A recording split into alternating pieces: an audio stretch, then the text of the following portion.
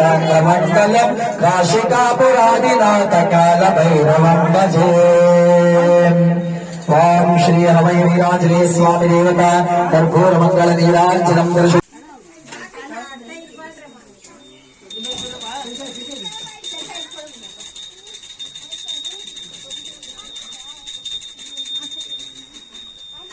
ಎಲ್ರಿಗೂ ನಮಸ್ಕಾರ. ದೇವರ ದರ್ಶನ ಮತ್ತು ಐತಿಹಾಸಿಕ ಸ್ಥಳ ಯೂಟ್ಯೂಬ್ ಚಾನಲ್ಗೆ ಸ್ವಾಗತ. ಇವತ್ತು ಅಭಯ ವೀರಾಂಜನೇಯ ಸ್ವಾಮಿ ದೇವಸ್ಥಾನಕ್ಕೆ ಬಂದಿದ್ದೀರಿ. ಬನ್ನಿ ಇವ್ರನ್ನೇ ಕೇಳೋಣ. ಸ್ವಾಮಿ, ನಿಮ್ಮ ಹೆಸರು? ಮುನ್ರಾಜಪ್ಪ. ಎಷ್ಟು ವರ್ಷ ಆಯಿತು? ನಾನು ಅಂದಾಜು ಹೇಳಿದ್ನಿ, ನೀವು 30 ವರ್ಷ ಆಯಿತು. 35 ವರ್ಷ ಆಯಿತು. ಇದ್ರ ಬಗ್ಗೆ ತಿಳಿಸ್ಕೊಳ್ಬೋದಾ? ಮಾಹಿತಿ ತಿಳಿಸ್ಕೊಡ್ರಿ. ಅಲ್ಲ, ತಿಳಿಸ್ಕೊಡ್ರಿ. ಏನಿಲ್ಲ, ನಾವು ಇಲ್ಲಿ ಅಗಿತಾ ಇದ್ರೆ ಇಲ್ಲಿ ಬರೋ ಸತ್ಕ ಏನೋ ಒಂಥರ ಮಂಪ್ರ ಬಂತದ ಅಂತ. ಮಂಪ್ರ ಬರೋ ಸತ್ಕ ಏನಾಗಿತ್ತು ಇದ್ರಿ? ಏನಿಲ್ಲ, ಏನೋ ತೋಟದಲ್ಲಿ ಇಲ್ಲೇ ತೋಟ ಗೆರೆ ಮಾತ್ರ ಆಗಿತ್ತಾ ಇದೆ. ಏನೋ ಒಂಥರ ಮಂಪ್ರ ಆಯಿತು. ಯಾಕೆ ಅಂದ್ಬಿಟ್ಟು ಸ್ವಲ್ಪ ಹೊತ್ತು 3 ಗಂಟೆ ಬಂದು ಮಲ್ಕೊಂಬಿಟ್ಟೆ. 9 ಗಂಟೆ ಮಲ್ಕೊಂಡು 3 ಗಂಟೆ ಮಲ್ಕೊಂಡೆ. ಏನೋ ನಮ್ಮ ಜ್ಞಾನ ಇದೆ, ಒಂಥರ ಮಂಪ್ರ. ಇಲ್ಲಿ ಯಾರೋ ಒಬ್ಬನು ಒಯ್ದಾಕಿ ಸಾಕ್ಷಿ ಹಾಕಿದ್ರು ಇಲ್ಲಿ. ಈ ಮುಂಡೆ ಏನೋ ಈ ಮುಂಡೆ ಇಲ್ಲಿ ಅವಳೆ. ನಾವು ರಾತ್ರಿ ಓಡಾಡ್ತೀವಿ. 12 ಗಂಟೆ ಹೆಣ್ಣೆಂಗ್ಸು ಗಂಡಸು ಸಾಯಿಸಿರೋದು. ಗಂಡಸು ಸಾಯಿಸಿರೋದು ಹೆಣ್ಣೆಂಗ್ಸು. ಈ ಮುಂದೆ ಏನೋ ಮಾಡಬೇಕು. ಇಲ್ಲಿ ನಾವು ಏನೋ ಒಂದು ಆಂಜನೇಯನ ಅಪ್ಪನ ಒಂದು ನಿಲ್ಲಿಸ್ಬೇಕು ರೋಡಾಗ, ಕಲ್ಲು ಮಾಡಿ. ಯಾಕಂದರೆ ರಾತ್ರಿ ಓಡಾಡ್ಬೇಕು ನಾವು. ಏನೋ 12 ಗಂಟೆ 1 ಗಂಟೆ ಓಡಾಡ್ತಾ ಇರ್ತೀರಿ. ಓಡಾಡಬೇಕು ಅಂದ್ಬಿಟ್ಟು ಅವಾಗ ಆ ರೀತಿ ಅಂದ್ಕೊಂಡು ಇಲ್ಲಿ ನಮ್ಮ ತೋಟ ವೆಹಿಕಲ್ನೆಲ್ಲ ಕೇಳಿದೆ, ಹಿಂಗಾಗ್ಬಿಡ್ತು ಅಂತ. ಆಮೇಲೆ ಅವರೆಲ್ಲ ಇದ್ಕೊಂಡು ನಮ್ಮ ಗುರುಗಳೊಬ್ರವ್ರೆ, ಆ ಗುರುಗಳು ಕತ್ತಕ್ಕೆ ಹೋಗೋಣ ಕಲ್ಲರು ಅಂತ ಹೇಳಿದ್ರು. ಅವರು ಮಾಸ್ಟರ್ ವಿಜಯಸ್ವಾಮಿ ಅಂತ ಅವರು. ಆಮೇಲೆ ಅವ್ರ ಹತ್ರಕ್ಕೆ ಹೋದಿರಿ. ಆಮೇಲೆ ಅವ್ರು ಬಂದು ಇಲ್ಲಿ ಒಂದು ದಿವಸ ಬಂದು ಇದು ಮಾಡಿದ್ರು. ಆಯಿತು, ಏನೋ ಮಾಡಿಬಿಡೋಣ ಅಂದ್ಬಿಟ್ಟು ಅಪ್ಪನ ಮೈ ತುಂಬ್ತಾರೆ ಅವ್ರ ಸ್ವಾಮಿ ಅವ್ರ ಮೈ ತುಂಬಿತು. ಆಮೇಲೆ ನಾನು ಇಲ್ಲಿ ಕಲ್ಲದಾಗ ಬರೀಬೇಕು ಅಂತ ನಾನು ಹೇಳಿದ್ದಲ್ಲ ಇಲ್ಲಿ. ಅವರು ಹಂಗೆ ಅಂದಿಲ್ಲ. ಇಲ್ಲ ಬಾಲಕ, ನಾನು ಆ ಮರ ಬುಡ್ದೋಗ ನಾನು ದಾಳಂತರ ಬರಬೇಕು, ನೀನು ಹೇಳ್ದಂಗೆ ಆಗಲ್ಲ. ನಾನು ನಂದು ಪೂಜೆ ನಡೀಬೇಕು, ಮರಕ್ಕೂ ಪೂಜೆ ನಡೀಬೇಕು ಅಂದರು. ಅವಾಗ ನಾನು ಸ್ವಲ್ಪ ಟೆನ್ಷನ್ ಆಯ್ತು ನನಗೆ.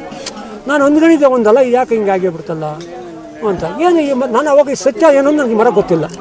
ಅವಾಗ ಇಷ್ಟು ತಪ್ಪಿತ್ತು. ಏನು ನಾವು ಇದು ಮಾಡಿದ್ರಿ ಮತ್ತೆ. ನೀವು ಎಷ್ಟು ವರ್ಷ ಆಯ್ತು ರೀ ಅವಾಗ? ನಾವು 25 ವರ್ಷದಲ್ಲಿ ಪೂಜೆ ಮಾಡಿರೋದು ನಾವೇ. ನಾವು ಯಾಕೆ ಏನು ಈ ಮರದ ಹತ್ರ ಈ ಮರದಾಗ ಏನೋ ಸತ್ಯ ಇದೆ, ಆಗಲಿ ಅಂದ್ಬಿಟ್ಟು ಆಯ್ತು ಸರ್, ನನಗೆ ಹಂಗೆ ಆಗಲಪ್ಪ, ಅಲ್ಲೇ ಮಾಡೋದು. ಅದಕ್ಕೆ ಅಪ್ಪನೇನು ಹೇಳಿದ, ನನ್ನ ದಾಲಂದ್ರೆ ಅದ್ರ ಹತ್ರ ಬರಬೇಕು, ಆ ರೀತಿ ಮಾಡಬೇಕಾ ಬಾಲಕ ಅಂತೇಳಿ ಅಂದರು. ಆಯಿತು ಅಂದರು. ಆವಾಗ ಹೆಚ್ಚು ಕಮ್ಮೆಲ್ಲ ಮಾತಾಡಿ ಅವಾಗೇನೋ ಮನೆ ಸ್ವಲ್ಪ ಕೈ ಕೊಟ್ಟಿದ್ರು. ಬಾಲಕ ಮನೆ ಕೈ ಕೊಟ್ಟಿದ್ರು ನೋಡುವಾಗ ಏನಪ್ಪ ಅಂತಂದ್ರೆ, ಆಯ್ತು ಕಪ್ಪ, ನಮ್ಗೇನಪ್ಪ ಗೊತ್ತು ಅಂದು. ನಿನ್ನ ಕಡೆಗೆ ನಾನು ಕಾಣಿಸ್ತೀನಿ, ಹೋಗಿ ಎತ್ತಾಕ ಹೋಗಿ ಅಂದು. ಆಯಿತು ಅಂದ್ರೆ ಎತ್ತಾಕಿದ್ರು, ಮಾಡಿದ್ವಿ. ಆವಾಗ ನಮ್ಮ ಸ್ವಾಮಿಗಳವರೆಲ್ಲ ಕರ್ಕೊಂಬಂದು ಮತ್ತೆ ಏನು ಬೇಕೆಲ್ಲ ಮಾಡಿ ಅವಾಗ ಇಷ್ಟು ಮಾಡಿದ್ರೆ ನಮ್ಮ ತೋಟ ಇದೆಲ್ಲ ಸೇರ್ಕೊಂಡು ವಿಗ್ರಹ ತಂದುಬಿಡೋಣ ಅಂದ್ಬಿಟ್ಟು ಶಿವಾರಪಟ್ಟಣಕ್ಕೆ ಹೋಗಿ ವಿಗ್ರಹ ತಗೊಂಬಂದು ಅವಾಗ 48 ದಿವಸ ಇಲ್ಲಿ ನಾವು ಏನು ಮಾಡ್ಕೊ ಎಲ್ಲ ಮಾಡಿ ಮಟ್ಟಿ ಅವಾಗ ರಾಗಿ ಇಕ್ಕೆಲ್ಲ ಇಕ್ಕಿ ನೀರ ಇಕ್ಕಿ ಅವಾಗ ಸಂಪುಷ್ಟನೆ ಮಾಡಿದ್ವಿ. ಅವಾಗ 48 ದಿನ ಪೂಜೆ ಮಾಡಬೇಕಾಗಿತ್ತು. ಪೂಜೆಗಳೆಲ್ಲ ಮಾಡಿ ಮುಚ್ಚಿ ಎಲ್ಲ ಮಾಡಿದ್ವಿ. ಆವಾಗ ನಾನು 30 ವರ್ಷ ನಾನೇ ಪೂಜೆ ಮಾಡಿದೆ. ನಾನು ಮಾಡಬೇಕು, ಅಮಾಸೆ ಮುಂದೆ ಡೈಲಿ ನಾನೇ ಪೂಜೆ ಅಂದರೆ ಯಾರು ಮುಟ್ತಾರಲ್ಲ. ನಾನು ಅವತ್ತು 40 ದೇವ್ರನ್ನ ತಂದಿರಿಸಿದಾಗ ಅವತ್ತು ನಾನು ಬ್ರಾಹ್ಮಣ ಲೆಕ್ಕ ಆದೆ. ಅವತ್ತು ಬ್ರಾಹ್ಮಣ ಲೆಕ್ಕ ಅಪ್ಪನ ಯಾವಾಗ ತಗೊಂಬನ್ನಿ ಅವತ್ತು ಬ್ರಾಹ್ಮಣ ಲೆಕ್ಕ ನಾನು ಅದೇ.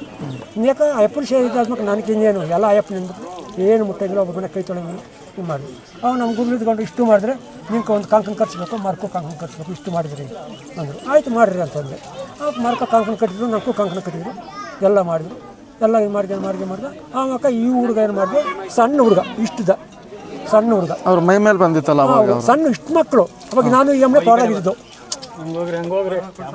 ನಾವು ತೋಟದಾಗೆ ನಾನು ಎಮ್ಮೆ ಚಿನ್ನ ಬಂದ್ಬಿಟ್ಟು ಸಾಯಂಕಾಲ ತೋಟದಾಗಿದ್ದು.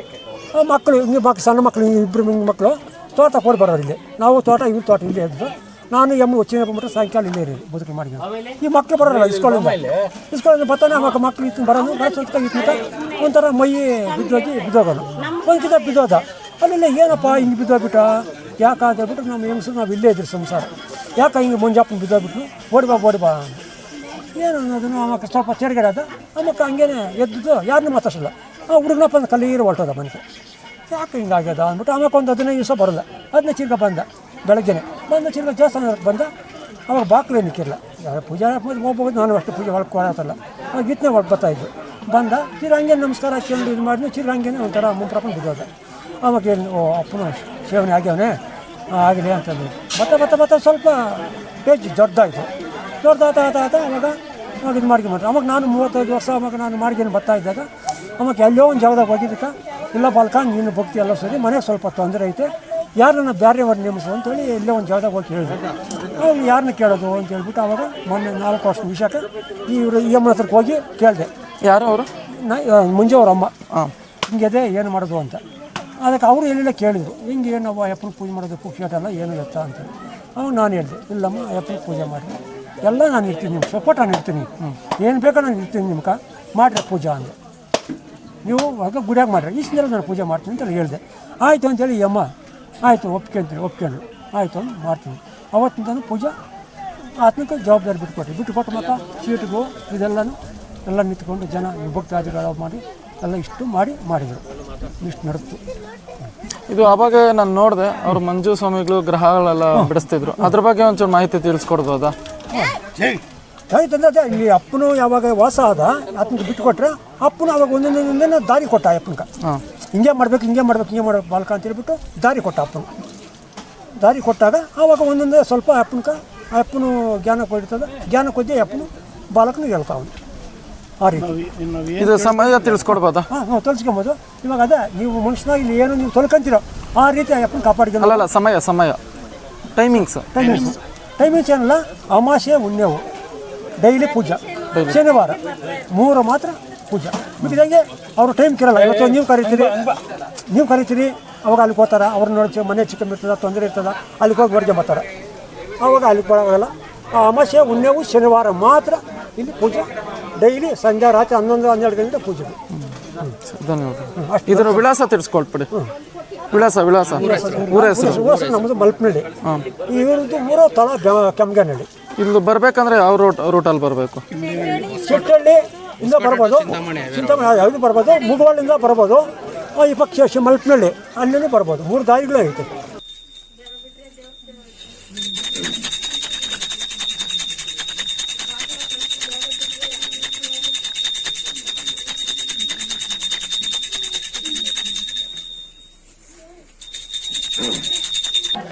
ಸ್ವಾಮಿ ನಮಸ್ಕಾರ. ಅವಾಗ ನಿಮ್ಮ ಮೈ ಮೇಲೆ ಬಂದಿದ್ದೆಲ್ಲ ನೋಡಿದೆ. ಏನೇನು ಕಷ್ಟಗಳು ಪರಿಹಾರ ಮಾಡ್ತೀರಾ? ಪ್ರತಿಯೊಂದು ನಮ್ಮ ಜನಕ್ಕೆ ತಿಳಿಸ್ಕೊಡಿ ಸರ್. ನಾವು ಹೇಳೋದಕ್ಕಿಂತ ನೀವು ಇಲ್ಲಿ ಬಂದಿರೋ ಭಕ್ತನ ವಿಚಾರಿಸ್ಬೇಕು. ಯಾಕಂದರೆ ಸ್ವಾಮಿಗಳೇನೋ ಹೇಳ್ತಾರೆ, ಸ್ವಾಮಿಗಳೇನೋ ಮಾಡ್ತಾರೆ ಅನ್ನೋದು ನಮ್ಗೆ ಇಷ್ಟ ಇಲ್ಲ. ಯಾಕಂದರೆ ಭಗವಂತನ ಒಂದು ಸೇವೆ, ಭಗವಂತನ ಒಂದು ಆಶೀರ್ವಾದ ಇದ್ದರೆ ಪ್ರತಿಯೊಂದು ಗೆಲ್ಬೋದು. ಯಾಕಂದರೆ ಈಗ ಇಲ್ಲಿ ನೀವು ಬೆಳಗ್ಗೆ ಬಂದಿದ್ರಕ, ಈಗ ಮಹಾಮಂಗಳಾರತಿ ಟೈಮ್ಕ ಎಷ್ಟೊಂದು ಜನ ಬಂದರು. ಮತ್ತು ಸ್ವಾಮಿಗೆ ಯಾವ ರೀತಿ ಒಂದು, ಯಾಕಂದರೆ ನಾವು ಜೀವನದಲ್ಲಿ ಏನಂದರೆ ದೇವರಿದ್ದಾನೆ ಅನ್ನೋದು ಕೆಲವರ ಮೈಂಡಲ್ಲಿದೆ. ಬಟ್ ದೇವರಿದ್ದಾನೆ ಅನ್ನೋದಕ್ಕೆ ನಾನು ಒಬ್ಬ ಸಾಕ್ಷಿ ಅಂತ ನಾನು ಹೇಳೋಕ್ಕೆ ಇಷ್ಟಪಡ್ತೀನಿ. ಯಾಕೆ ಇಷ್ಟಪಡ್ತೀನಿ ಅಂದರೆ ಜೀವನದಲ್ಲಿ ಕಷ್ಟವೂ ಇದೆ, ಸುಖವೂ ಇದೆ. ಅದೇ ಥರನೇ ಗಾಳಿನೂ ಇದೆ, ದೇವರು ಇದ್ದಾರೆ. ಆದರೆ ನಂಬಿಕೆ ಅನ್ನೋದು ನಮ್ಮಲ್ಲಿರುತ್ತೆ. ಈ ನಂಬಿಕೆ ಅನ್ನೋದು ನಮ್ಮಲ್ಲಿರುತ್ತೆ.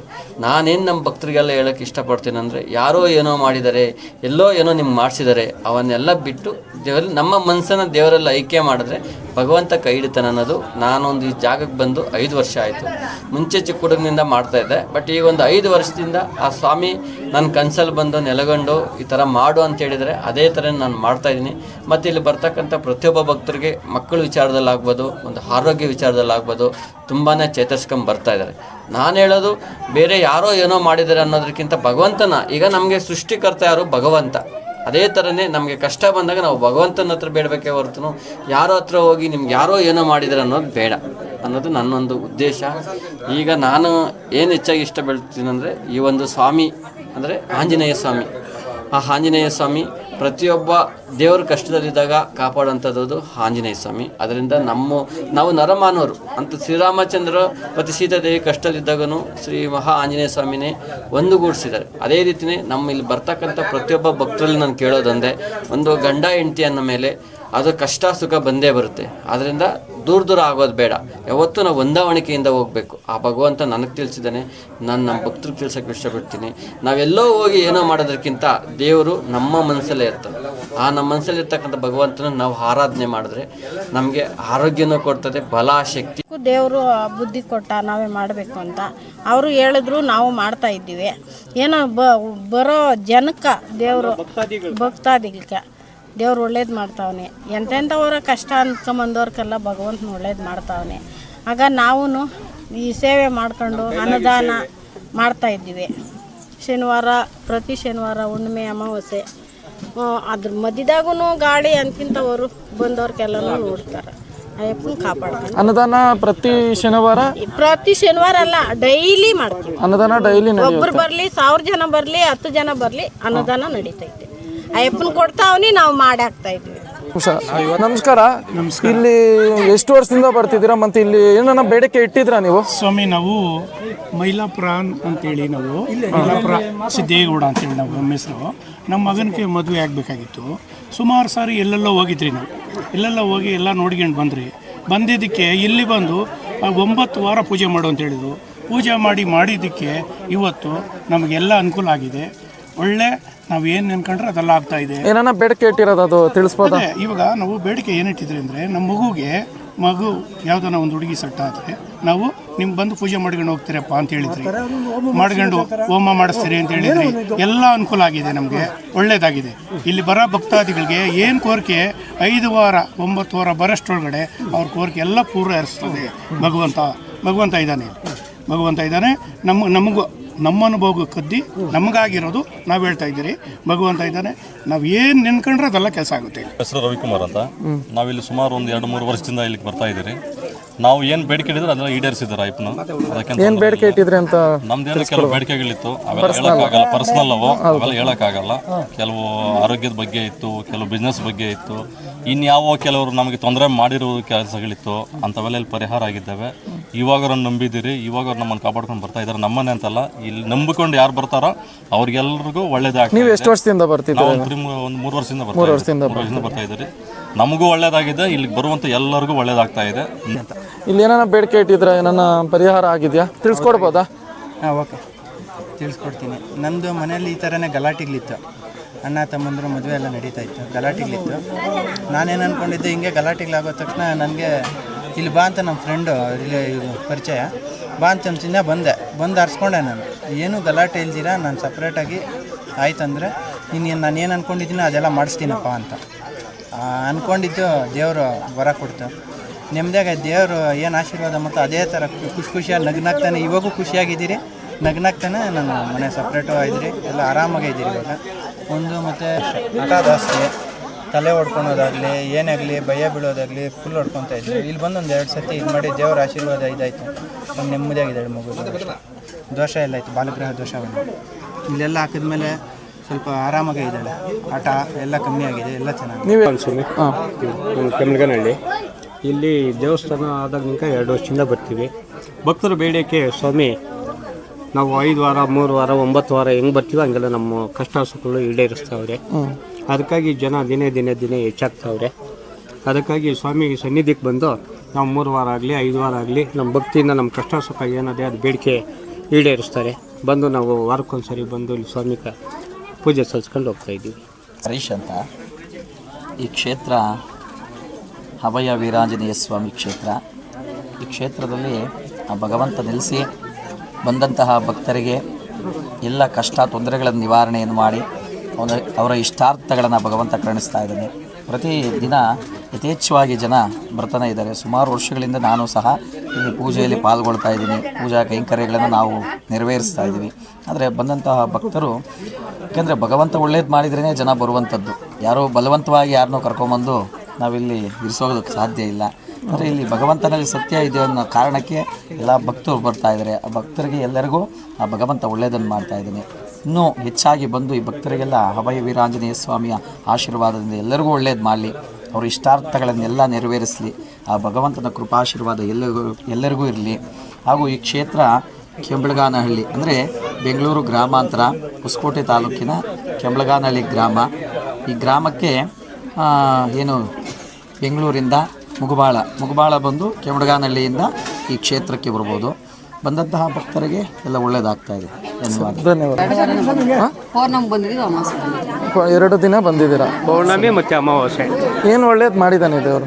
ಮಾಡಬೇಕು ಅಲ್ಲ, ಏನು ಕೋರಿಕೆ ಇಟ್ಟಿದ್ದೀರಾ? ನಮಗೆ ಏನೋ ಐತೆ ಪರ್ಸ್ನಲ್ ಪ್ರಾಬ್ಲಮ್ ಅದೆಲ್ಲ ಆದಮೇಲೆ ಸರಿ. ನೋಡಿದ್ರಲ್ಲ ಯಾವ ರೀತಿ ಇನ್ಫಾರ್ಮೇಷನ್ ಕೊಟ್ಟರು. ಪ್ರತಿಯೊಂದು ದೇವಸ್ಥಾನ ಏನೇನಿದೆಯೋ ನಮ್ಮ ಕರ್ನಾಟಕದಲ್ಲಾಗಿರ್ಬೋದು, ನಮ್ಮ ಭಾರತದಲ್ಲಾಗಿರ್ಬೋದು, ಪ್ರತಿಯೊಂದು ದೇವಸ್ಥಾನಗಳಿಗೂ ನಾನು ಹೋಗಿ ಅಲ್ಲಿನ ಭೇಟಿ ಕೊಟ್ಟು ನಿಮ್ಗೆ ಯೂಟ್ಯೂಬ್ ಚಾನಲಲ್ಲಿ ವಿಡಿಯೋ ಅಪ್ಲೋಡ್ ಮಾಡ್ತೀನಿ. ದಯವಿಟ್ಟು ಸಬ್ಸ್ಕ್ರೈಬ್ ಮಾಡ್ಕೊಳ್ಳಿ. ಮತ್ತು QR ಕೋಡ್ ಸ್ಕ್ಯಾನರ್ ಇದೆ, ದಯವಿಟ್ಟು ನಿಮ್ಮ ಕೈಲಾದ ₹1 ಸಹಾಯ ಮಾಡಿದ್ರು ನಾನು ಹೋಗೋ ಜಾಗಕ್ಕೆ ಒಂದು ಅನುಕೂಲ ಅಂತ ಆಗುತ್ತೆ. ದಯವಿಟ್ಟು ಆ QR ಕೋಡ್ ಮೂಲಕ ₹1 ಕಳಿಸಿದ್ರು ನನಗೆ ತುಂಬ ಅನುಕೂಲ ಆಗುತ್ತೆ ಅಂತ ಹೇಳ್ತಾ ಇವತ್ತಿನ ವಿಡಿಯೋ ಕಂಪ್ಲೀಟ್ ಮಾಡ್ತೀವಿ.